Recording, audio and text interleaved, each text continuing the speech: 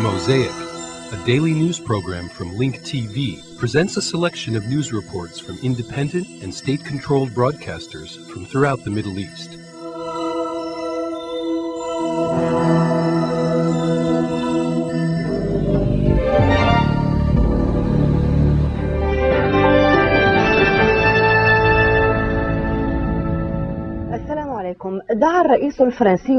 French President Jacques Chirac called for a law banning Islamic head scarf, Jewish skull caps, and large crucifixes in French public schools. In a televised speech about this long-term debate surrounding the role of religion in the French public life, Chirac stated that religious dress or symbols that draw attention should be banned in schools. Meanwhile, Chirac rejected a commission recommendation to establish the Jewish holiday of Yom Kippur and the Muslim Eid al-Adha feast as school holidays. The German Prime Minister Joschka Fischer met with Israeli Prime Minister Ariel Sharon and the Palestinian Prime Minister Ahmed Correa to revive the peace process and the roadmap. He expressed his concern that the separating wall, which is being constructed by Israel, is creating facts on the ground. Sharon reaffirmed his government's commitment to the roadmap, describing it as the only current available plan. The American ABC television news network reported that the leader of the Al-Qaeda network, Osama bin Laden, who is currently the most wanted man in the world, may be hiding in the province of Akanim and Waziristan in Pakistan. But observers who confirm this say that there's a very little chance that bin Laden will be found, considering the protection that the locals in the area give him. However, as the winter season begins, large amounts of snow will fall, allowing U.S. intelligence to better track movements using satellite technology. This evening, French President Jacques Chirac called for a law banning Islamic headscarves, the Jewish skull cap, and large crucifixes in French public schools. In a televised speech about this long-term debate surrounding the role of religion in the French public life, Chirac stated that religious dress or symbols should be banned in schools. 6 months after appointing a commission to review ways of implementing secularism, the French President Jacques Chirac announced his decision banning any religious symbols from schools. In an attempt to avoid marginalizing the Islamic veil and other religious symbols, Chirac stated that secularity is one of the Republic's greatest achievements and plays a crucial role in social peace and national cohesion. L'islam, religion plus récente sur notre territoire, Islam is a new religion in France and is respected like all other major religions in our country. The Council on Islam in France will establish a relationship with the state. Also, the Muslims in France will have ownership rights to their place of worship so they can continue to practice their religion in honor. Chirac tried to emphasize that the secular laws are not aimed against Muslims in France. However, the affected group was not convinced. The decision to ban the veil in public schools is in violation of the principles of freedom as stated by the law, which is protected by the State Council. It also violates the Human Rights Declaration of 1948 and violates the European Human Rights Agreement of 1959. This implies that Muslims are targeted and they are discriminated against. President Chirac approved a law that would ban religious symbols from schools, despite efforts by Muslim leaders in France to convince him otherwise. The Council of Muslim Faith in France directed an open message to Chirac, urging him not to make decisions that would discriminate against Muslims. The Council also received support from Christian and Jewish religious organizations who oppose the ban of headscarves. As expected, Chirac refused to establish the Jewish holiday of Yom Kippur and the Muslim Eid al-Adha holiday. Without a doubt, the secular groups who supported a ban on headscarves in France are very happy, because they convinced President Jacques Chirac of their point of views and swayed French public opinion in their favor. Meanwhile, surveys indicate that the majority of the French are against headscarves. Noureddin Bouziane, Abu Dhabi Television, Paris. After overcoming the shock of the easy capture of Baghdad's strong man, the Iraqis are now occupied with the trial of the former Iraqi President Saddam Hussein. Opinions vary. Some would like to see the former president tried in the Iraqi courts, while others support the idea of foreign participation. The following report sheds more light on the opinions of the Iraqi public.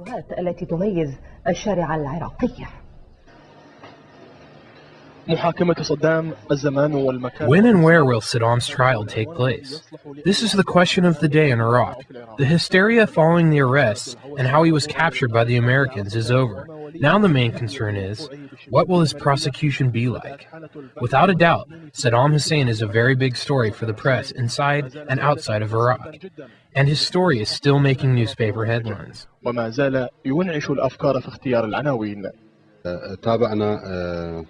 We are following public reactions to the story in the United States and other parts of the world.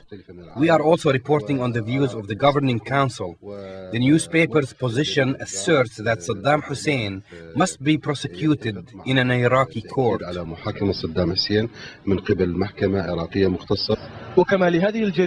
This newspaper published its point of view, but every Iraqi has his or her own point of view.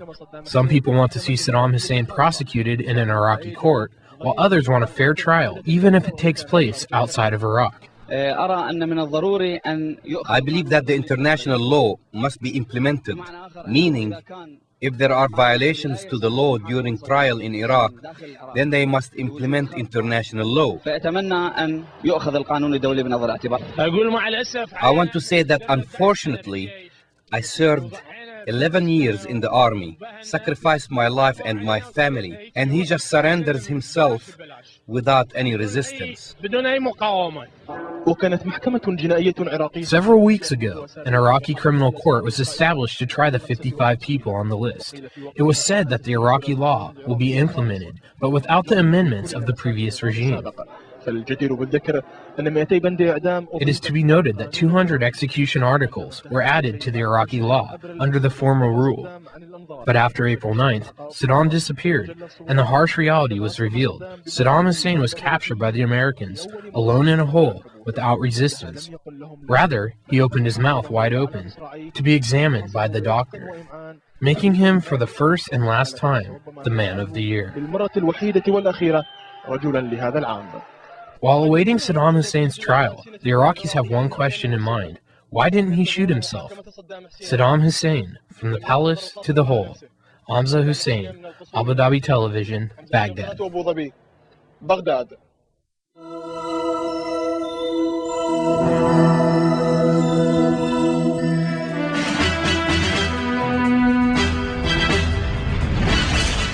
At least 10 Iraqi civilians were killed and 15 injured when a tanker truck laden with explosives blew up at a busy crossroad in Baghdad.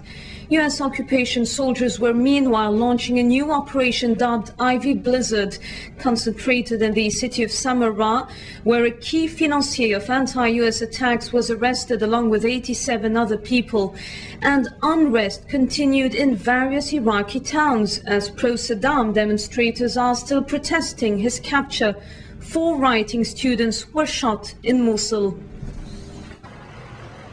The United States military enters 2004 buoyed by the capture of Saddam Hussein, but conscious that the end of Iraq's once all-powerful strongman risks stalking unrealistic expectations of a swift end to 8 months of deadly insurgency.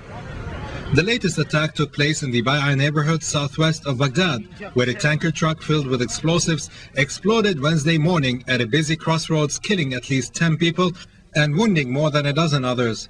Iraqi authorities blamed the explosion on supporters of Saddam Hussein, angered over his capture.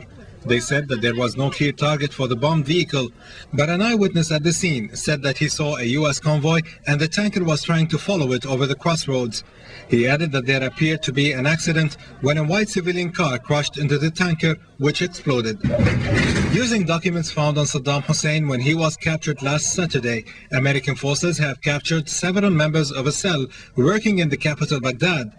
This came as an operation dubbed Ivey Blizzard was launched, concentrating in the flashpoint town of Samarra. As a result, occupation troops captured whom they described as a key financer of anti-U.S. attacks in the town, along with 87 other suspects and a large quantity of explosives seized. Qais Hattam was on the blacklist of wanted members of Saddam Hussein regime. Military officials said the operation would continue for several days, aiming to deny anti-U.S. elements freedom of movement, communication and organization, to isolate and eliminate them. Simultaneously, in Baquba, U.S. forces conducted 3 raids and arrested 9 men, including 3 wanted men, or what U.S. troops called target individuals. One of them was an Iraqi intelligence agent suspected of providing information to pro-Saddam militia in the area.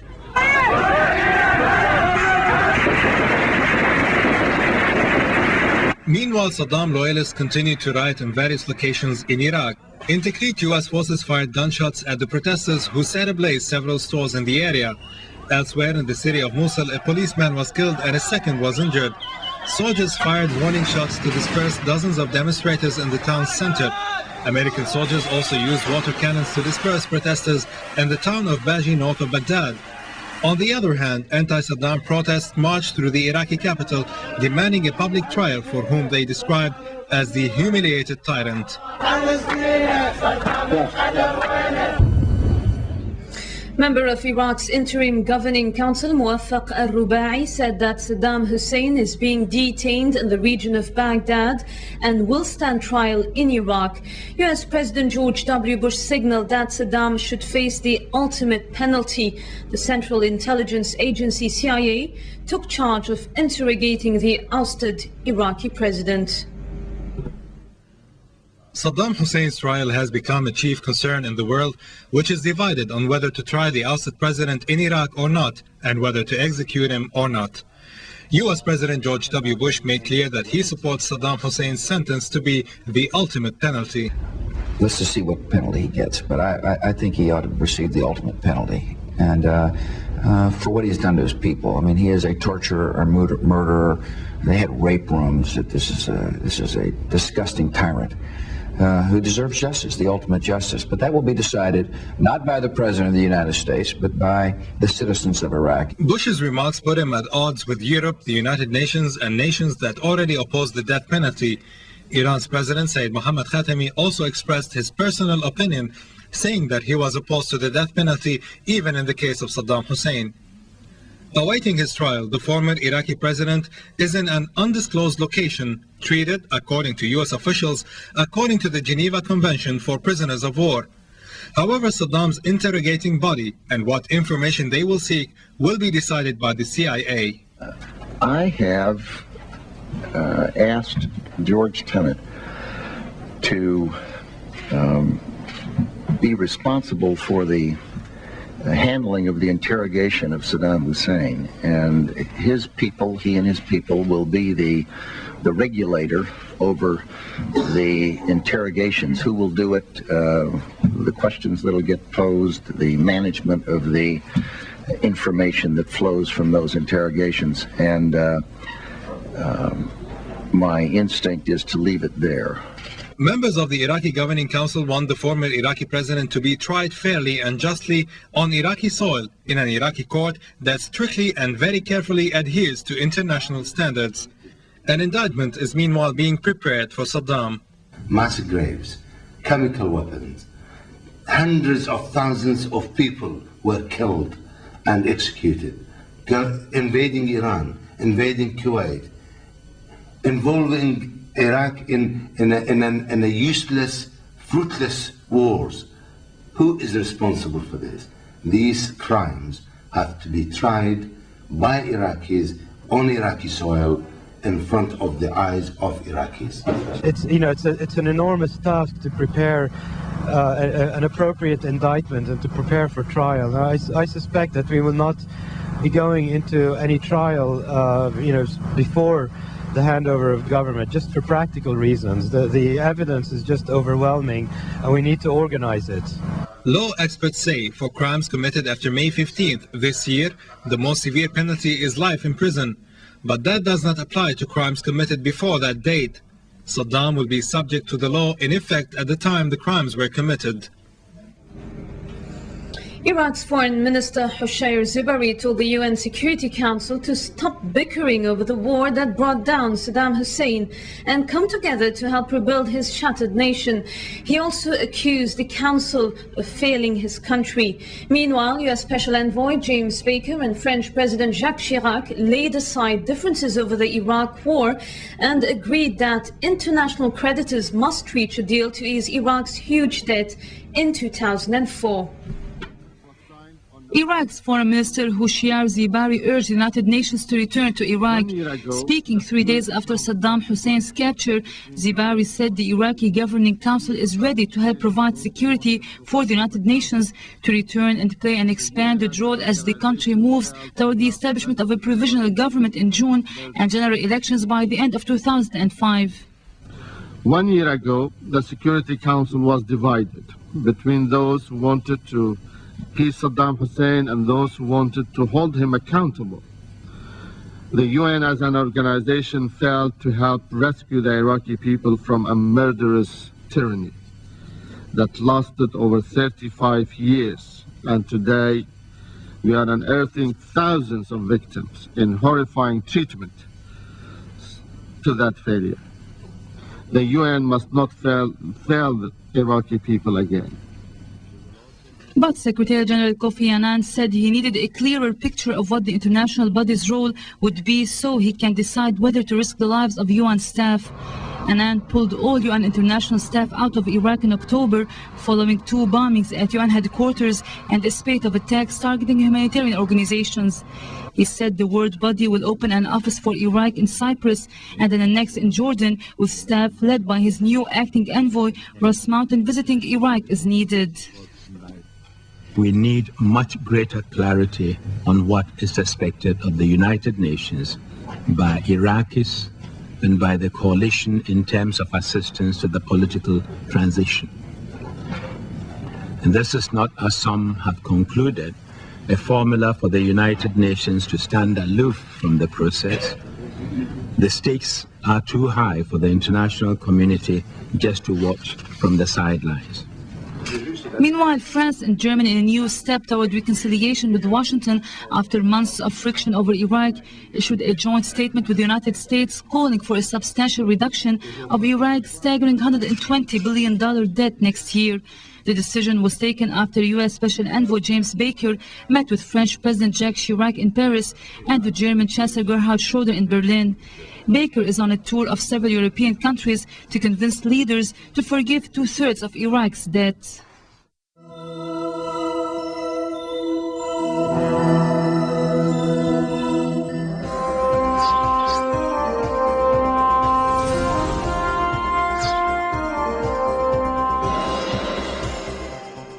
Palestinian opposition factions rebuffed fresh attempts by Egyptian mediators to halt all attacks against Israelis as part of a proposed ceasefire aimed at shoring up a U.S.-backed roadmap to peace. Palestinian officials said the Egyptians had pledges from the United States that it would pressure its ally Israel to pull back from Palestinian cities in return for a complete truce. The U.S. pledges were obtained by Egyptian intelligence chief Omar Suleiman during a trip to Washington after the truce talks in Cairo last month collapsed. Islamic Hamas and Jihad officials said they were opposed to the proposals after second day of talks in Gaza with the Egyptians, who failed to secure a ceasefire at talks in Cairo earlier this month. A senior leader of Palestinian President Yasser Arafat's Fatah faction said the Americans gave no specific guarantees but expressed readiness to bolster efforts to hammer out a truce accord. In the West Bank town of Abu Dis near Jerusalem, Palestinian Prime Minister Ahmed Qrea held talks with German Foreign Minister Joschka Fischer. Fischer is in the Middle East for talks with Palestinian and Israeli officials on means to revive the peace process.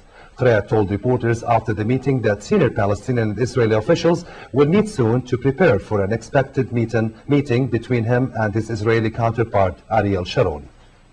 There will be a meeting between the chief director of my office and the Director General of Mr. Sharon's office and Mr. Saeb Arikat, of course, to prepare for the meeting. If the preparation will be finished next week, I think then we have to agree about the date of the meeting. If it is not succeeded and needs more effort, we will continue until it will be ready. Later in the day, Fisher met with Israeli Premier. Before the meeting, the German foreign minister criticized Israel for a barrier it has been building in the West Bank, saying it made no sense from a security standpoint. Fisher, in a speech to a conference sponsored by an Israeli security think tank, said a security fence for Israel can only be built if it follows the course of borders prior to the 1967 Arab-Israeli war. Despite intensified diplomatic efforts, Israel continued attacks on the Palestinian people. A 17-year-old Palestinian was shot in the head after being hit by Israeli gunfire in the Rafah refugee camp south of Gaza. Israeli soldiers have opened fire sporadically and started shooting at residents outside during a raid on the Balata refugee camp near the West Bank city of Nablus. At least 12 Palestinians have been wounded. A curfew was also been imposed on the camp. The camp's residents clashed with the Israeli soldiers who carried out searches for the second day. Knocking holes in interior walls to avoid going onto streets, the troops made their way from house to house, claiming they searched for gunmen and weapons.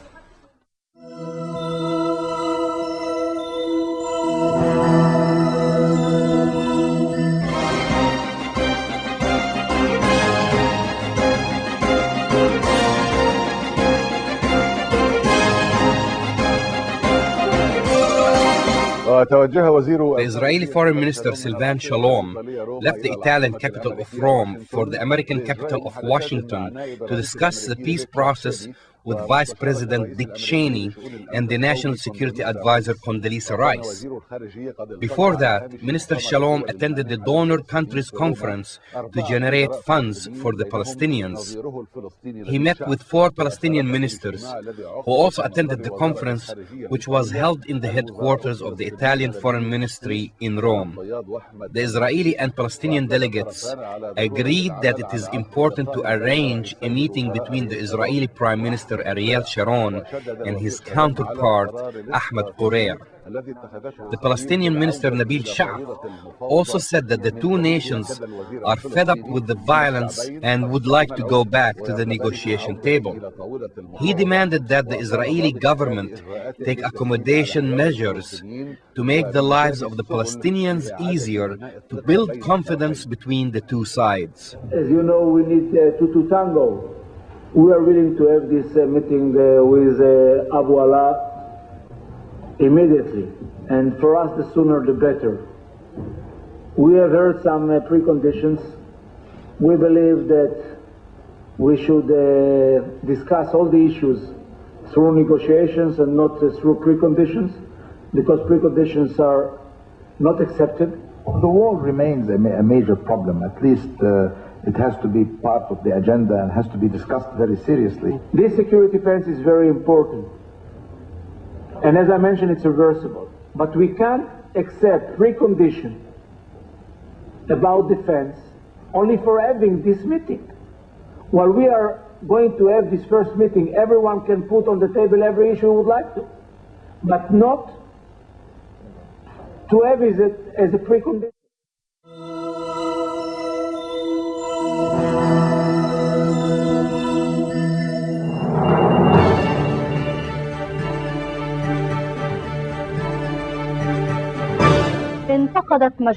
Pro-settlement organizations strongly criticized Sharon's comments about the possible withdrawal from settlements under what he called unilateral measures. A spokesman from the Council of Jewish Settlement in the West Bank and Gaza Strip said that transferring the Jews is illegal and immoral, adding that the Prime Minister is the one that should leave, not the settlers. Israeli bulldozers and construction equipment are still building the separating wall, as usual, despite the fact that the UN General Assembly has passed a resolution asking the International Court of Justice to decide on the legality of the Israeli wall. Israel continues launching its international propaganda campaign, trying to put the blame on the Palestinians for the failure of the peace process. Now, Israel is emphasizing the need to hold the delayed meeting between Ahmed Correa and Ariel Sharon. The Israeli foreign minister even attended the donor countries conference in Rome, demanding that the world provide financial support to the Palestinian Authority. He announced that Israel intends to provide some help to the Palestinians and said that he has a very positive proposal, including giving additional work visas to the Palestinians and other projects related to swimming and fishing. Of course, he never mentions anything about ending the occupation or giving the Palestinians freedom. Meanwhile, in Israel, fundamental religious and political parties and settlement advocates launched a political campaign against government plans to evacuate some settlement posts from the occupied territories. Those who have been following Israeli propaganda and political speeches may arrive at the conclusion that Tel Aviv is about to end its occupation of Palestinian lands, and more than 300,000 settlers are about to be removed from the homes and land that they have taken by force for the past 3 decades. Amid this misguided Israeli propaganda, new settlements are being built in Jerusalem, and the separating wall continues to engulf most of the Palestinian agricultural lands. Amid the superficial Israeli disputes about the first stage of the unilateral Israeli withdrawal, Ariel Sharon announced that he may take unilateral steps to relocate abundant Jewish settlements if the Israeli government is convinced that the roadmap has actually collapsed. However, Sharon proposed a new plan for implementing the roadmap along the lines of his 14 reservations of the roadmap. He wants to establish a transitional Palestinian state on parts of the occupied land, a state made of bandostans, having no borders with neighboring countries and without Jerusalem, its religious places and neighborhoods. The Palestinians achieved a political victory through the many initiatives they have proposed, proving that they are a serious partner in the peace process. However, they are losing the battle on the ground against Sharon, who continues to win by constructing the separating wall every day. He is taking advantage of the international and Arab weakness and their reluctance to take action to stop the Israeli violations of UN resolutions, including the building of the separating wall, which ends the possibility of establishing a sovereign and independent Palestinian state. The reluctance of taking action has become a source of embarrassment and worry to some European and Arab countries. They continue to condemn the construction of the wall, but they fail to take any tangible steps to stop it. They talk about the dangerous results of the Israeli policy, which intensifies the conflict, resulting in grave consequences to Arab neighbors in the region and the entire world.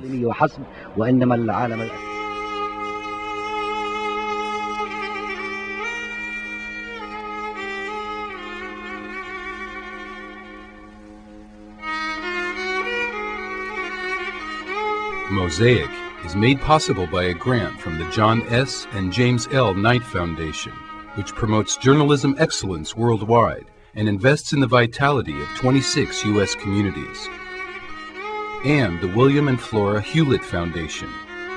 Additional support is provided by the Firedoll Foundation and Henry and Virgilia Dakin,